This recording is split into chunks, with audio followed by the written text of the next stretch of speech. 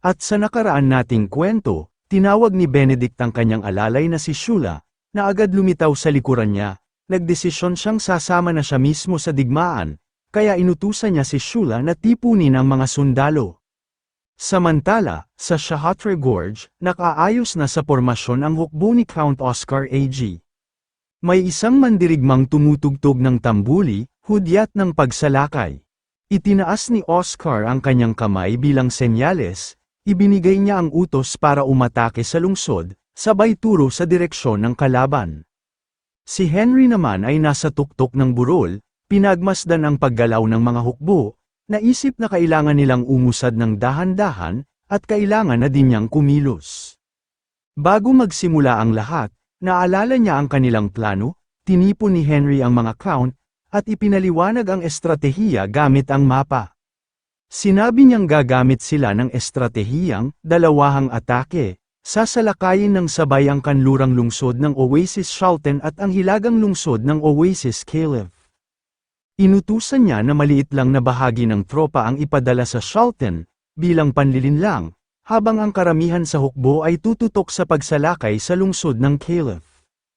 Tumingin si Count Carrion kay Count Oscar at napagtanto na kailangang magtagal ang mga sundalo sa Shalten upang makakuha ng oras. Tumingin palayo si Oscar at inilagay ang kanyang mga kamay sa likod, nag-aatubiling sumagot sa sinabi ni Count Carrion. Habang pinagmamasdan ni Henry kung paanong tinitingnan ni Count Carrion si Count Oscar nang may paglibak, napansin niyang bawat isa sa kanila ay gustong magtagumpay sa misyon, pero ayaw maging pain.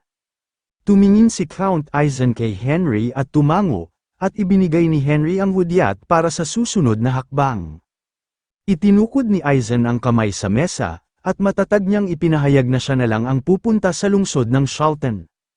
Nang marinig ito, sa loob-loob ng dalawang count, ay ikinatuwa nila ito.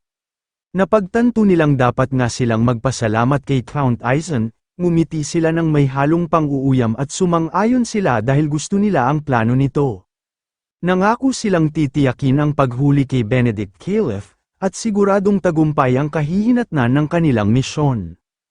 Habang pinagmamasdan ni Henry ang mga hukbo na nagmamarcha hawak ang bughaw na watawat, napailing at napangiti si Henry sa kabobohan ng mga count, para sa kanya, mga inutil ang mga ito na walang alam sa totoong plano.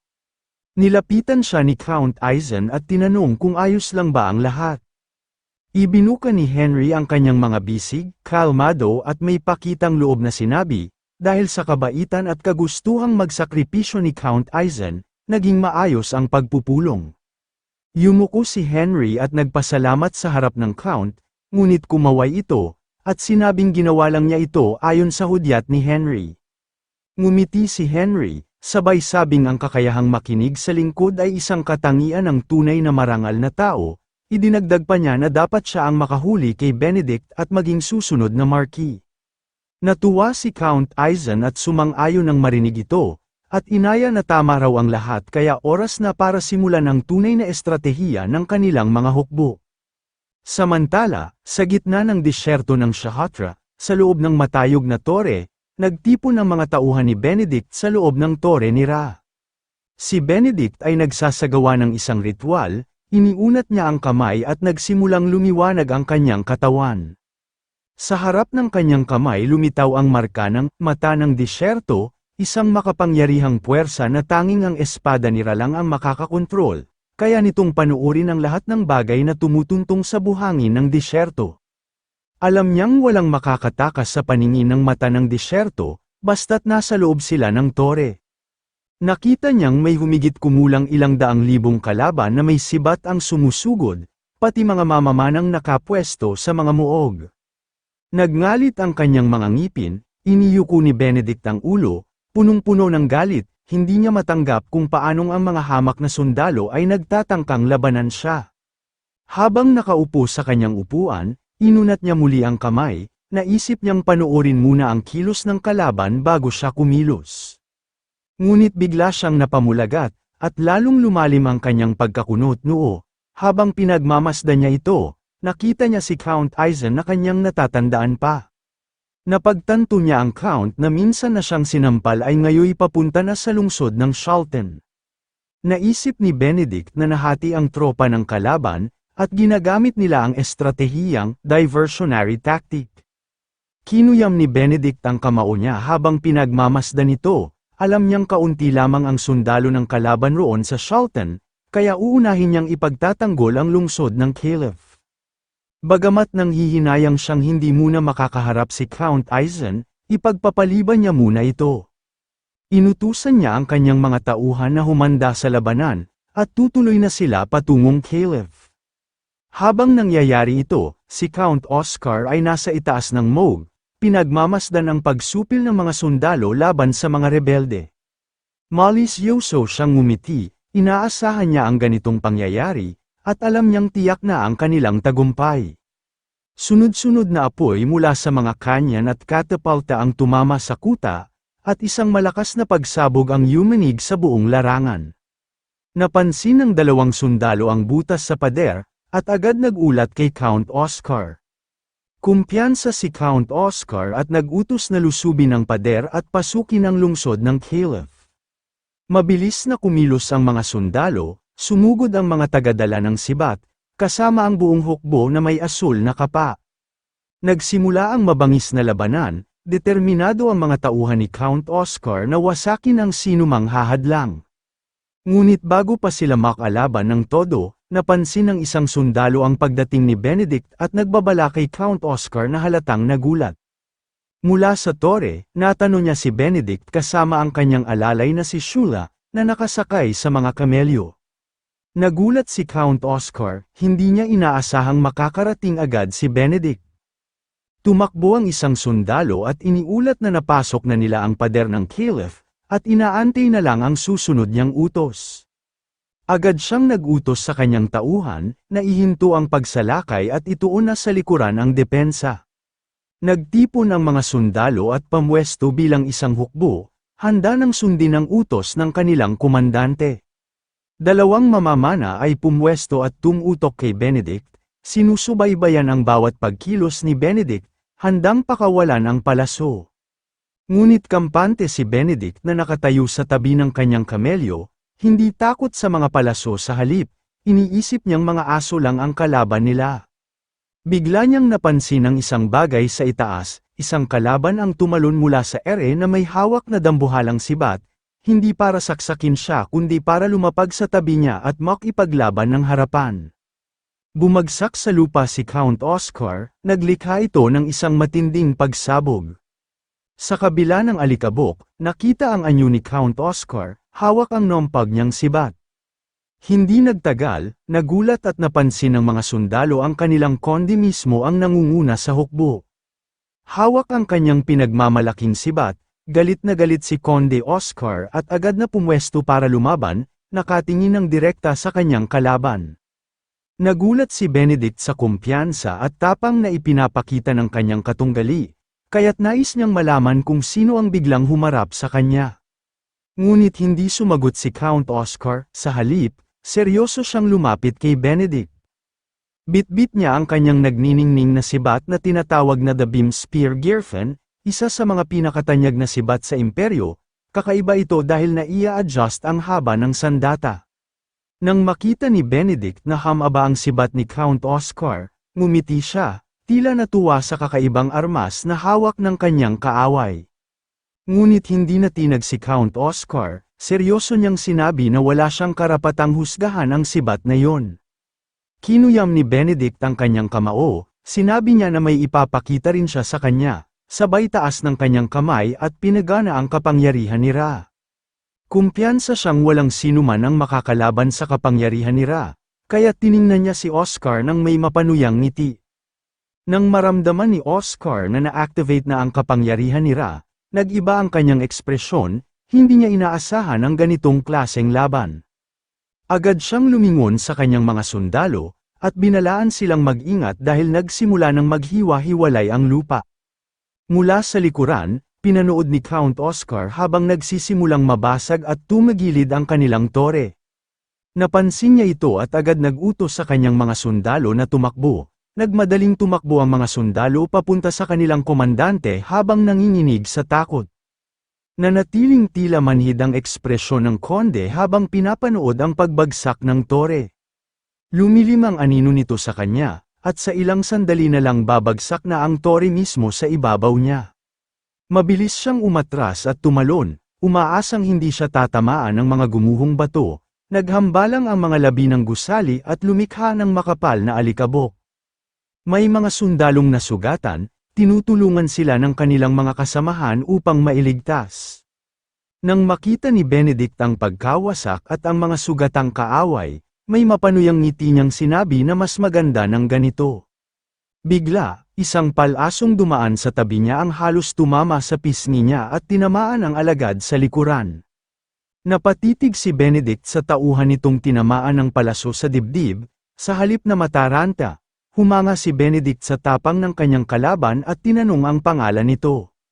Sa pagbagsak ng tore kanina, nasugatan si Count Oscar at dumating si Count Therian upang tulungan siya. Hawak ni Therian ang pana, ipinakilala niya ang sarili kay Benedict. Pagkatapos ay lumingon siya kay Count Oscar at inudyukang bumangon, ngunit hindi ito makagalaw. Sa gitna ng pagkakatulungan ng dalawang konde, biglang lumitaw ang mata ng disyerto sa ibabaw ng ulo ni Benedict. Doon na pagtanto ni Benedict na silang dalawa ay pangunahing komandante ng labanan.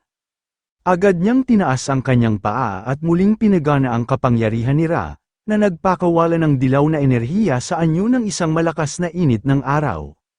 Tinapakan ni Benedict ang lupa, sa harapan nina Oscar at Therian at agad naghiwalay at nasira ang lupa patungo sa dalawang konde. Agad naghiwalay ang dalawang konde at nakaiwas sa tamang oras.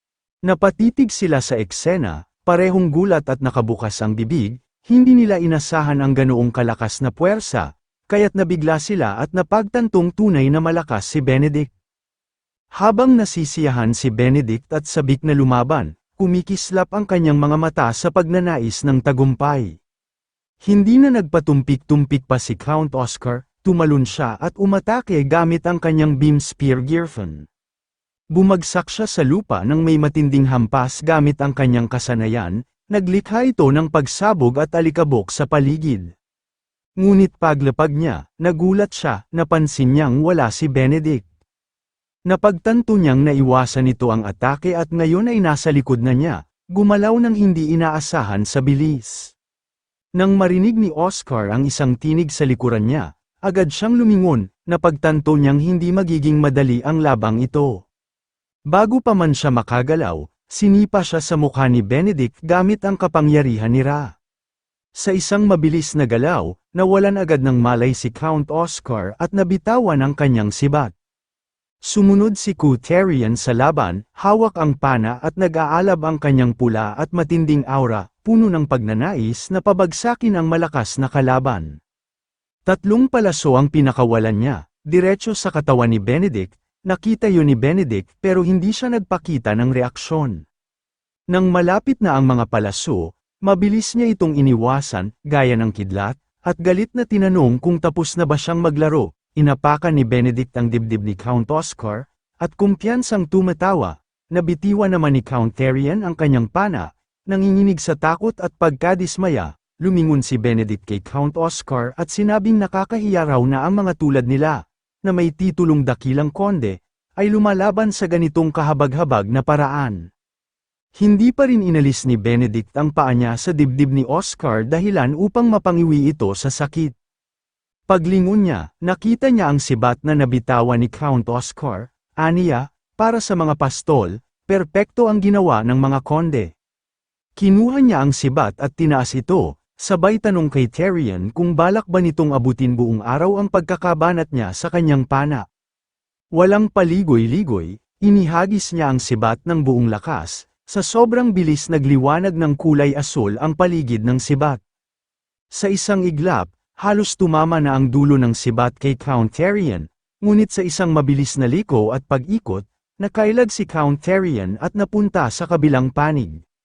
Ligtas na lumapag sa kanyang mga paa. Kahit kapansin-pansin ang lakas ni Benedict, handa pa rin si Therian na ipagpatuloy ang laban. Habang sinusubukang hanapin si Benedict gamit ang kanyang mga mata, Medyo huli na siya at nasa ere na si Benedict sa ibabaw niya handang umatake. Mula sa itaas, tinadyakan ni Benedict si Tyrion ng malupit na atake na nagpatamba sa konde at napadapa sa lupa. Inapakan niya ang mamamana habang nakatingin muli sa sibat at sinabing nakakatawa raw ang mga nagpapanggap na komandante. Inabot ni Benedict ang kanyang kamay patungo sa pana, nakangisi siya at hindi makapaniwalang ang mga ganitong konde ang tinatawag na Commander-in-Chief na katawa-tawa. Kinuha ni Benedict ang pana ni Tyrion at sinabi na hindi pa siya karapat-dapat gamitin ang ganong klase ng sandata. Lumaki ang mga mata ni Tyrion sa gulat at biglang may napansin na mahirap paniwalaan. Nagawa ni Benedict ang isang bowstring ng napakadali, isang teknik na mahirap kahit sa mga eksperto. Ang Magic Bow Lilsia ang pangarap ng lahat ng mamamana sa imperyo, ang ganitong pana ay bumubuo ng bowstrings mula sa kanilang aura. Tumayo si Benedict ng matikas at kinuha ang sibat, naisipan niyang pagsabayin ang parehong sandata upang tuluyan ang tapusin ang kanyang mahihinang kalaban. Itinutok niya ang sibat kay Count Oscar, na pilit bumabangon gamit ang natitirang lakas at aura. Sa isang iglap, pinakawalan ni Benedict ang sibat, lumikha ng malakas na pagsabog ng asul na enerhiya. Napatitig si Count Oscar, tulalang-tulala at natigilan sa takot na kanyang nakikita, alam niyang ito na ang katapusan niya. Ngunit bago ito tuluyang tumama, nabalot ito ng ibang enerhiya at biglang nabasag sa ere ang sibat at nagkapira-piraso.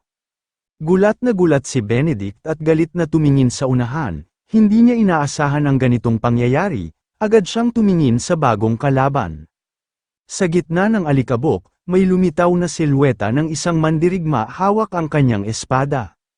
Sa natitirang usok, lumitaw ang figura, at ito ay si Swordmaster Ban mismo. Bago magsimula ang laban, ilang araw bago ang digmaan, naalala ni Ban ang plano ni Henry kasama si Count Aizen. Ayon kay Henry, kukunin ng hukbong shonan ang lahat ng kredito para sa misyon ng pagsupil, at ito ang paraan para tamaan ang dalawang ibon gamit ang iisang bato. Habang pinapaliwanag ang plano, nagtanong si Aizen, nagulat at namangha siya kung paano inihanda ni Henry ang lahat ng iyon sa maikling panahon. Pumikit si Henry habang si Aizen ay nasiyahan sa plano at tinapak sa balikat si Henry.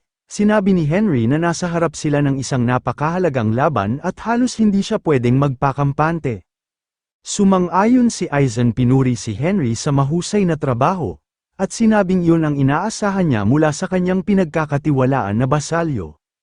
Pagkatapos biglang natigilan si Aizen, ngunit biglang kinabahan si Aizen at tinanong niya kung sino raw ang haharap kay Benedict. Alam ni Count Aizen na si Benedict ang pinakamalakas na mandirigma ng disyerto. Ngunit kalmado si Henry, at sinabing wala na dapat ipag-alala ang konde dahil naayos na rin niya iyon. Ngumisi si Ban kay Count Oscar at sinabi niyang hindi na niya sasabihin ang mga detalye kung paano siya naririto.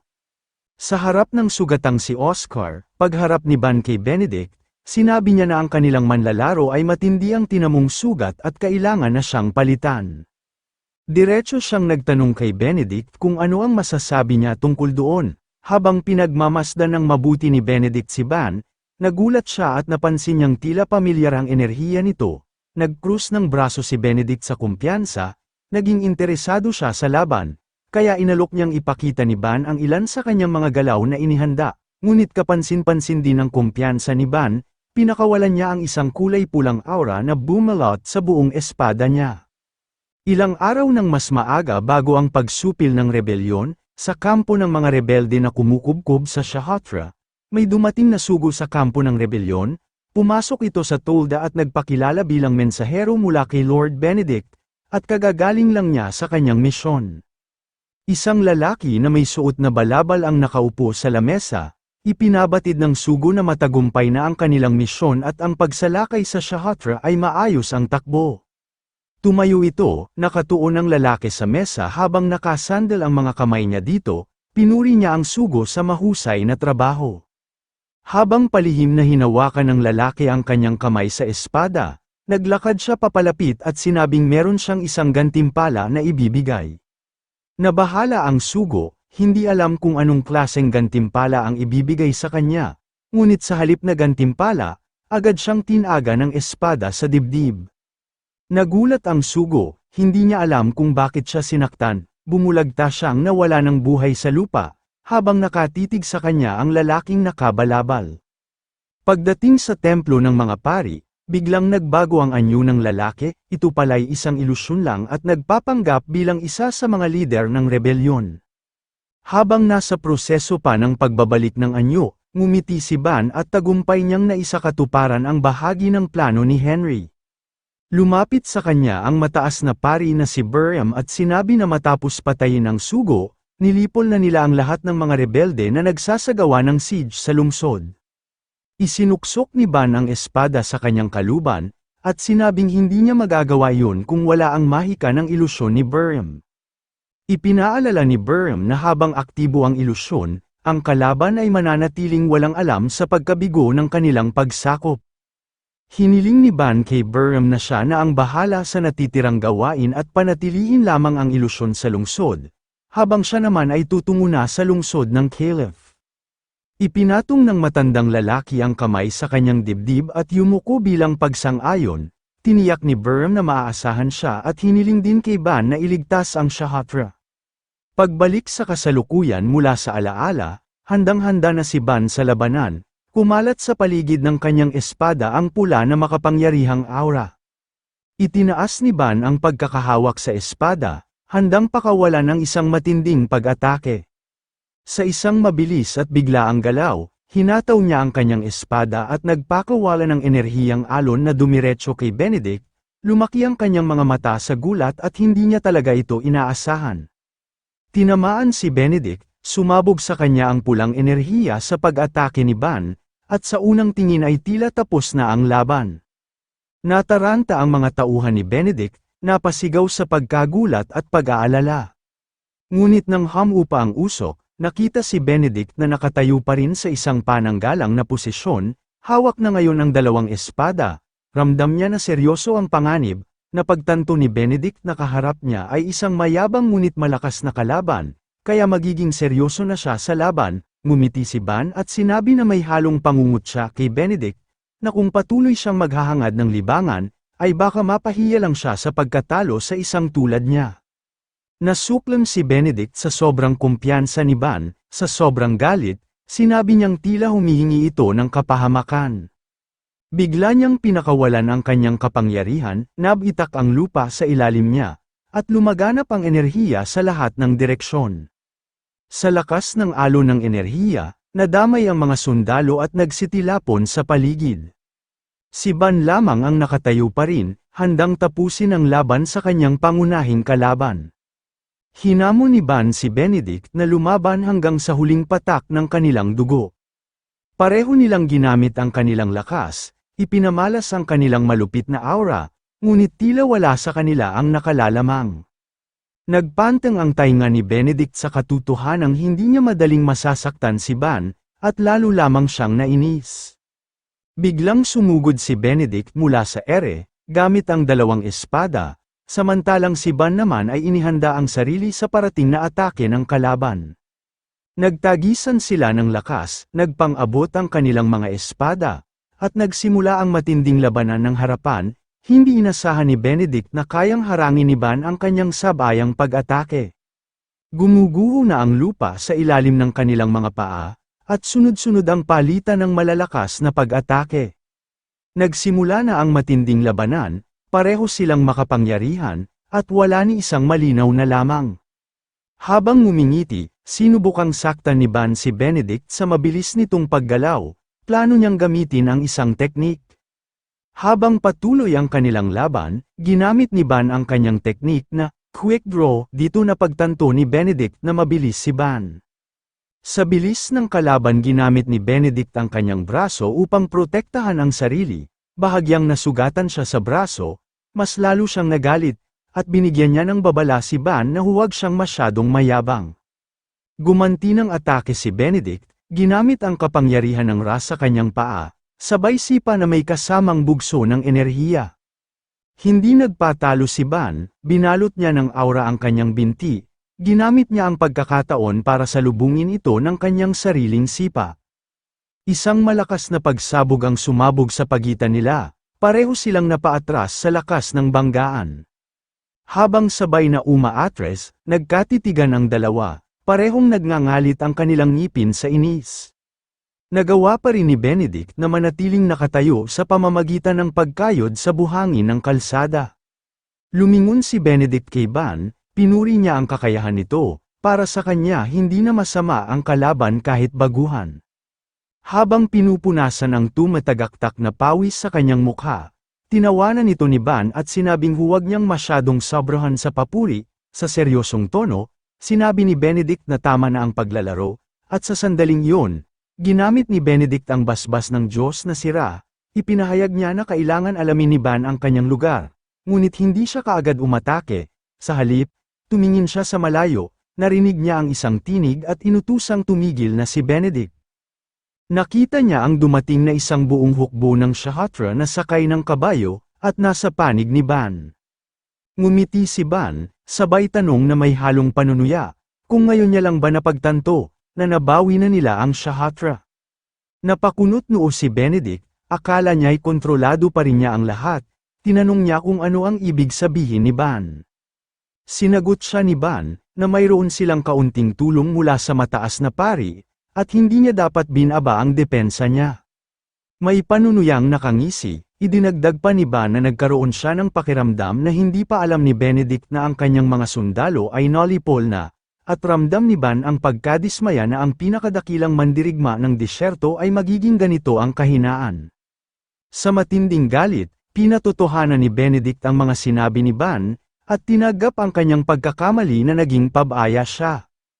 Ngunit hinigpitan niya ang hawak sa kanyang espada, ipinakita niya ang Swords of the Sun, mga sandatang nagsasaad ng kanyang hangarin, ang sakupin ang Shahatra at durugin ang sinumang hahadlang. Napagtanto ni Van na wala ng atrasan, dito magsisimula ang tunay na laban, dahil pinakita na ni Benedict ang kanyang tunay na lakas. Tumakbo si Benedict ng mabilis upang sumugod, sabik na sabik sa pakikipaglaban, nagbanggaan muli ang kanilang mga espada, at ramdam ng dalawa na mas lalong bumibigat ang laban, habang pareho silang pilit na hindi magpapadaig, nagpasya si Benedict na gamitin ang isa sa kanyang pinalakas na kakayahan, at sinabihan niya si Van na isang kaawa-awang nilalang, pinalabas niya ang isang napakalakas na agos ng enerhiya, na tila nais sunugin at pasabugin si Van. Habang ginagawa ni Van ang makakaya para salagin ito, naisip niyang inaasahan na niya ang ganitong klaseng atake, lalo na't galing ito sa kapangyarihan ni Ra, at ito mismo ang dahilan kung bakit mahirap harapin si Benedict. Nang hamupa na ang usok mula sa pagsabog, makikitang sugatan si Van, nasira ang suot niyang baluti, akala niyang mayroon siyang pagkakataon na matalo si Benedict, ngunit sadyang malakas ang taglay nitong kapangyarihan mula sa kanilang Diyos na si Ra. Napatigil sila sandali, at habang tinitingnan ni Van si Benedict, dito niya napagtanto na wala siyang tsansa. May kinuha siyang isang bagay na ibinigay sa kanya ni Henry, at naisip niya ngayon na ang oras upang subukan ito. Bigla niyang naalala ang bilin ni Henry, na gamitin ito laban kay Benedict kung nakita niya ang kanyang sarili sa isang dehadong sitwasyon.